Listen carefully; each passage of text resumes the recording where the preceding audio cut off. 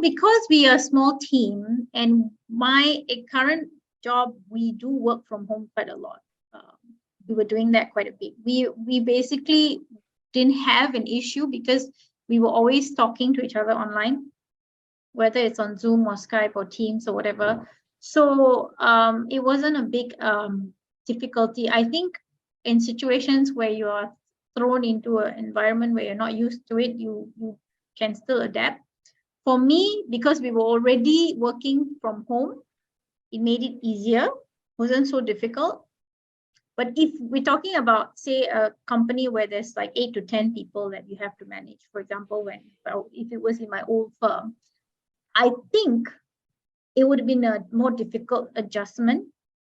And also, it made it easier because my firm is paperless.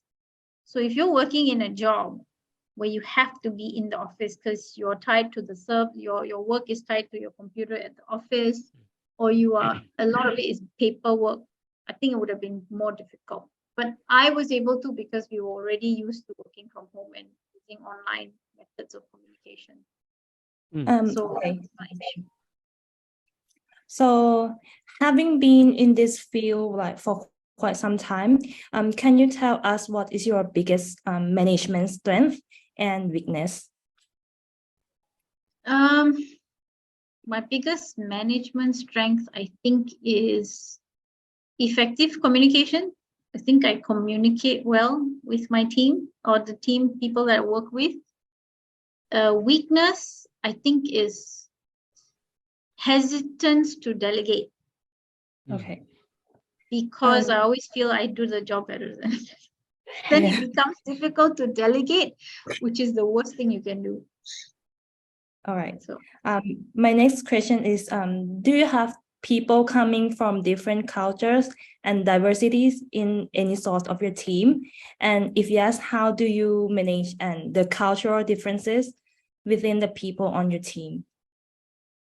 Okay. Currently my team, we are a small team, but we're all women. We culturally, I mean, if you're talking about gender, it's not really a culture, but still it's something to consider. I think we had one intern that was a male.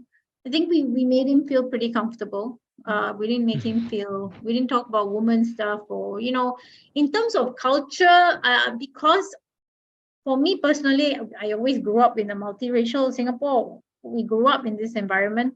We've always been respectful of our Singaporeans' culture. I have never had that mentality to see anybody differently. I just see them as Singaporean. So if in terms of culture, if somebody has fasting, for example, I'm mindful that we don't eat in front of our colleague who's fasting.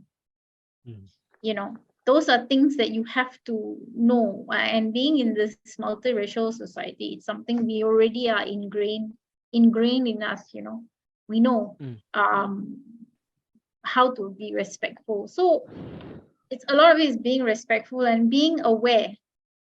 Just be aware. It doesn't have to be open awareness. It could be subtle, but you have to be aware of people's cultural differences and just be respectful. Understand. I hope that answers the question. Thank you. Ivory, I think it's your turn. Yes. Okay. When faced with making a decision, do you rely more on your intuition, emotions, or logical thinking? I think it depends on what is that situation I'm facing, but most of the time it's a mixture of all three. When it comes to work, I try not to just go based on intuition or emotions, because when it comes to work, a lot of it is logical. If it comes to people management, then yes, there's the emotional aspect, right? So when I'm dealing with someone else, I try to deal with logic and emotion. When it's my own personal issue, then I do look at it through intuition. I think intuition works a lot for your own personal challenges that you're facing. Like, should I stay in this job? Do I think logically whether I want to continue working in this job, managing the team, or do I think based on intuition? I mean, it's difficult to say per se, but I would go also a lot on intuition for that kind of decision. right? But whether to fire someone because they're not performing the job, you can't have emotion. You have to think logically. Because at the end of the day, if I'm working for a company and that person isn't doing the job he or she is supposed to do, I have to not put emotion into that decision and think logically. Understand. So yeah, Wow. it's not easy, but yeah, you you have to do certain decisions based on logic. Wow. Okay. My next question is, are there any ethical or moral challenges that stand in your way whenever you have to make an important decision? Ethical and moral. Yes. I mean, in my previous job as the HR manager in the law firm, there was a period of time where the firm wasn't doing well and there were a lot of retrenchments going on. And I was obviously, the decision was made by the bosses, but the one who had to convey the message to the person that I had to terminate was me. And it was a very difficult, because the termination also was not like a regular notice period termination. It was the same day. So the same day, person is literally retrenched the same day. So you go in the morning thinking you're going, and then in the evening you're out of the job. So it was very difficult because I knew what was happening that particular day. That person was going to be let go. So I had a very ethical and moral, because I don't think that's the right way to do it. And one of them was actually worked for the company for 20 years. She just became too redundant. She was in the IT department. She became redundant. She wasn't willing to train herself to improve on the IT skills that was needed. She was very old school. The company had to let her go. And I think because she was in the IT department, they couldn't afford her to keep staying in the company for another month, because she could have taken information or used information. She could have stolen information. So for that reason, they had no choice but to let her go the same day. So for me, I felt torn because she was kind of a person that colleague that I worked with that I knew well. At the same time, I didn't like this thing where you terminate people the same day. We had to do that for weeks. And so that was a very difficult thing for me to have to do, to call someone in and say, okay, today's your last day and this is your check. Yeah. So the ethical and moral, but this happens. And sometimes when you're in that role, you have to just bite the bullet and do it. So yeah, sometimes there's a lot of conflict. Oh my God. Yeah, it became so bad that every Friday, because I would have to call the person at 5, everyone in the office was waiting to see who's getting the 5 o'clock call every Friday. Damn. Yeah. And when they saw it's me calling, they were all terrified. Yeah, it was bad. It was bad. Then at some point it stopped. But yeah, it's so bad. That's scary. This was not lawyers though. It was just the staff. This were not lawyers, because you see, the lawyers are the people in a law firm who make money. So there's no real reason to terminate or to retrench a lawyer unless you're really bad at your job. But these are staff. Staff are always cost centers. Any company where you're in the cost center, where you are person, where it's more on a cost for the company, it's more easier to let that person go, as opposed to the one who's actually able to generate revenue for your company. You're normally not the one who's gonna be the one to get fired. Okay, sorry, next question. No worries. Okay. The next question is, between ethics and morality, which of the two do you feel is more important when making a decision? And can you provide us with a situation when you face situations like this? Ethics and morality. Mm. I mean, it's hard to separate ethics from morality all the time. No? Sometimes it's intertwined, right? Yeah, so a situation where I'm having conflict between the two, is it? Yes. I don't know. I don't have a situation where I've had like very strong conflicts between my ethics and morality. Other than this whole retrenchment thing that I used to do, that was the only thing where I felt torn. But otherwise, I don't think I have a situation where I'm faced with this particular conflict and I had to choose between one.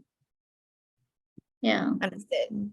Do you have like a scenario where you're thinking of, which I could maybe help address? Like, when you say ethics, what are you referring to? Like, what kind of, you must have had a reason to ask this question, right?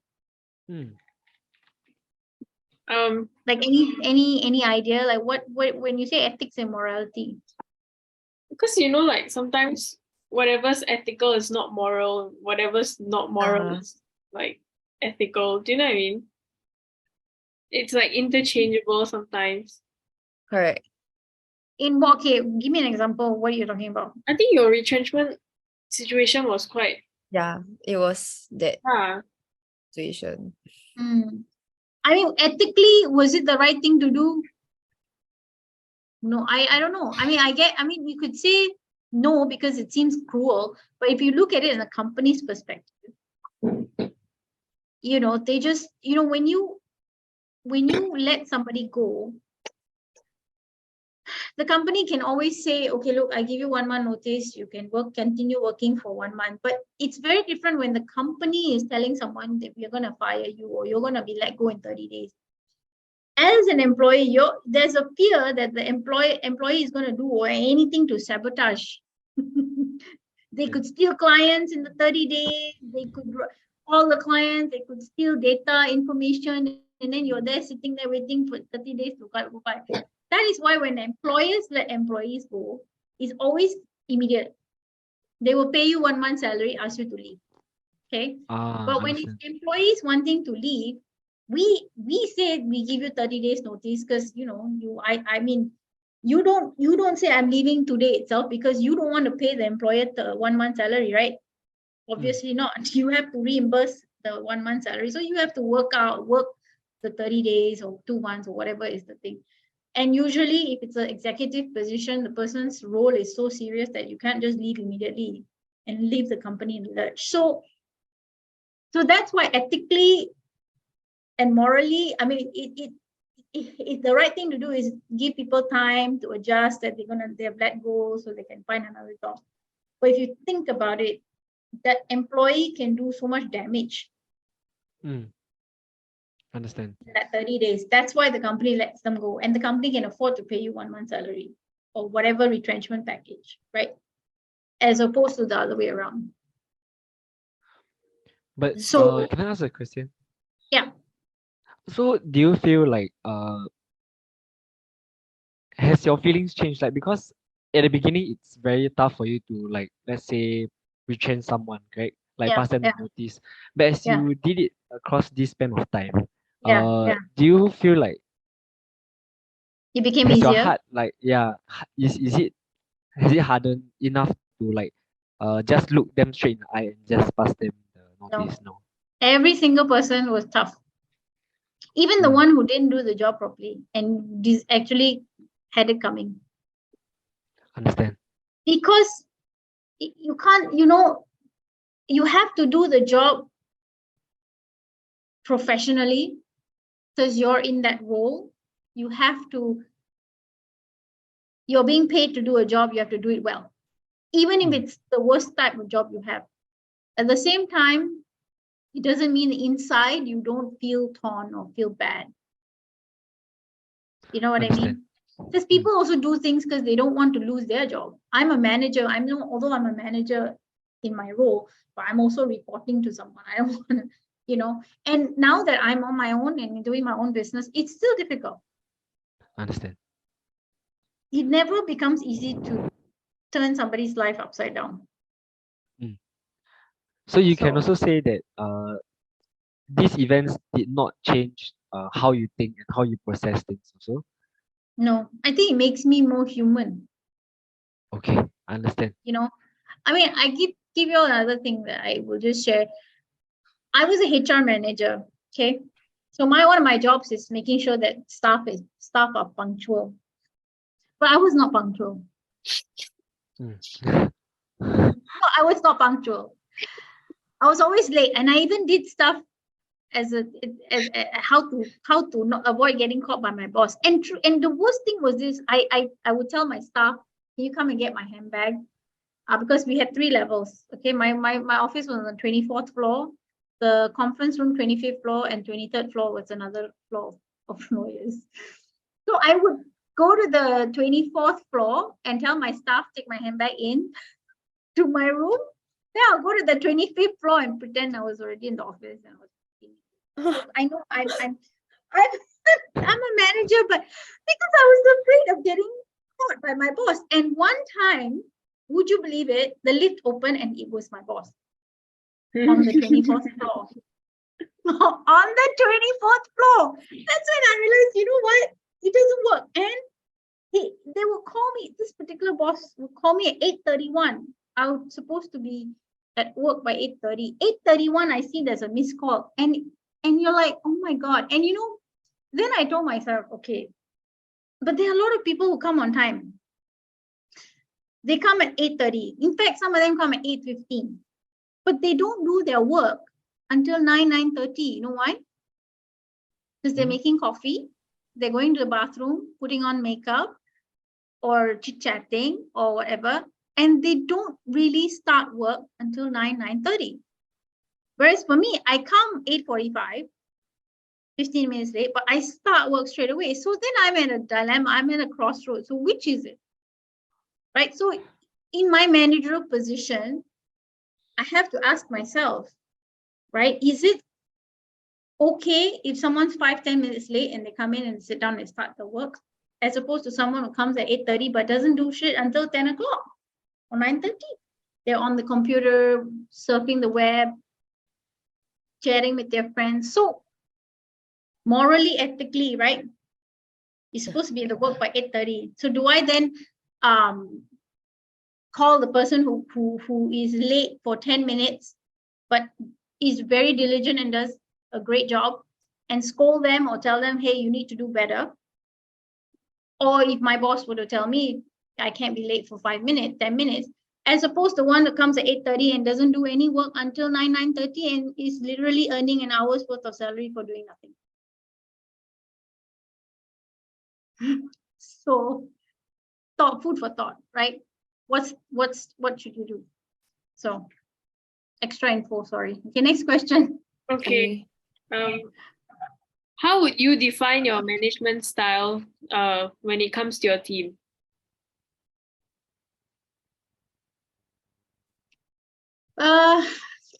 Management style, I think I try to be more of a friend as opposed to a boss. So like now my business partner, she still calls me, she used to call me boss, even though she's my business partner. I keep telling her, I'm not your boss, I'm your colleague. And yes, in the old job I had 8 people under me. I was their boss, but I don't like to be seen as the boss. I like to be seen as someone who is able, they could come to anytime to speak to me about anything. So more colleague. I just have a different role than them, but that doesn't mean that I have the right to talk down or treat somebody lesser than me just because I have a higher position in the company and earn a little bit more. Because I still think that sometimes I've also had a situation where I've worked with colleagues who the only thing lacking was the education. Nothing else. There was nothing else that was stopping them from being the same as me. The only reason why, for example, my colleague Marnie here, my partner, who's not a lawyer, is because she doesn't have a law degree. But in terms of the legal knowledge, the legal skills, the writing to the clients, everything, she's right there along with me. Maybe I'm have a little bit more skill on certain levels, but in terms of, so I try to not make her feel like I'm more than her. And I think when you do that, you will have a very good and effective team, and people will respect you as a manager. Okay. You know? Yeah. So the next question is, talk about a time when you had a problem with an employee's behavior. How did you resolve the issue?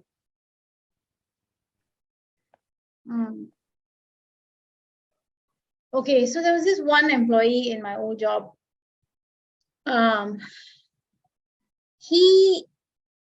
His job was more like in mailing, but he did a lot of mail handling job, and he would go missing during office hours.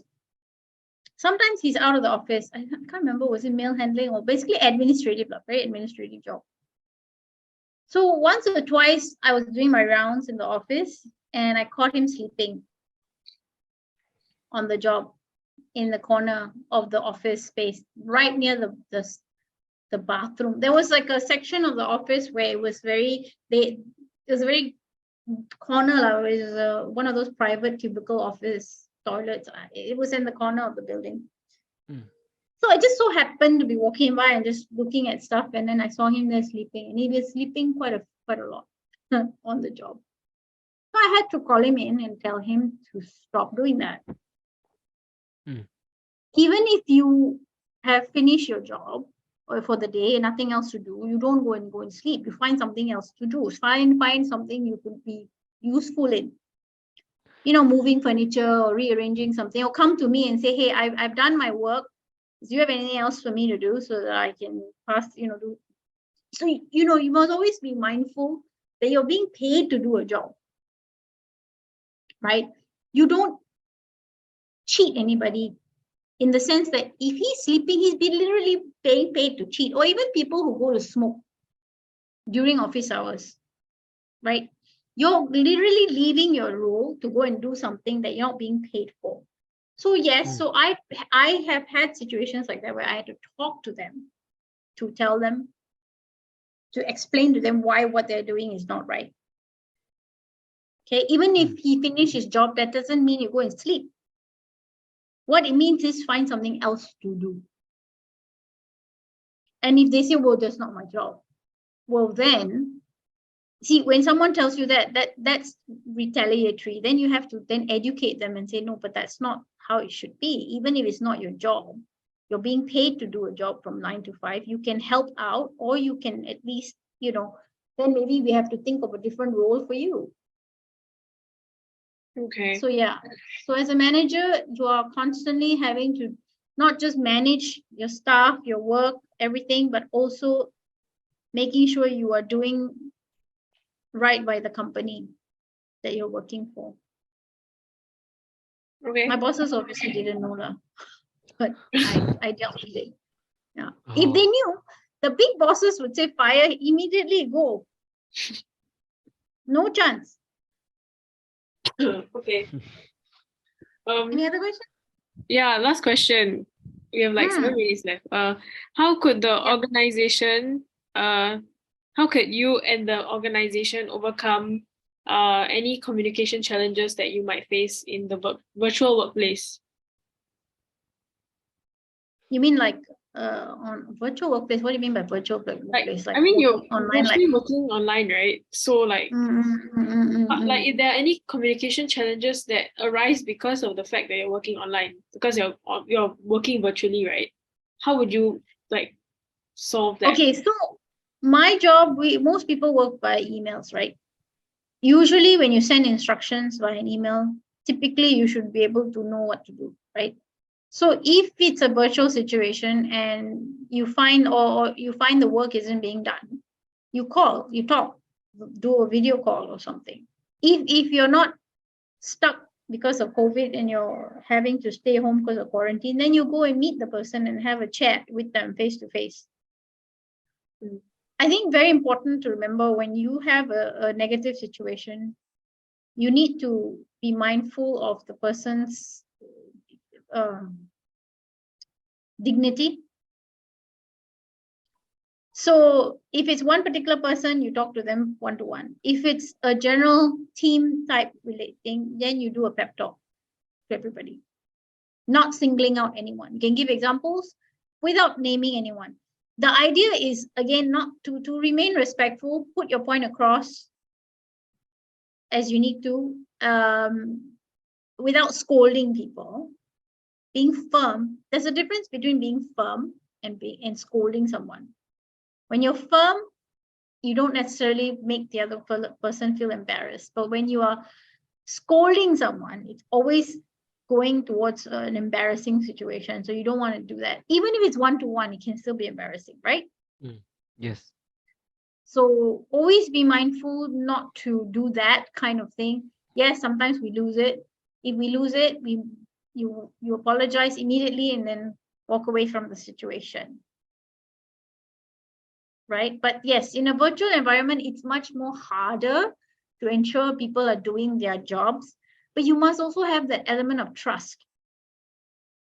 Like I work from home, my colleagues work from home. I'm not constantly at their beck and call, oh, are you doing your work? Have you done this? Have you done? No. It'll be seen. You can see from the emails you send out what's happening. You can tell. And if you feel that there's too much silence from a particular employee for too long, then you ask them, hey, what's going on? Are you okay? Something like that. Yeah. But at the end of the day, work is still work. If you are very friendly there's a balance in everything.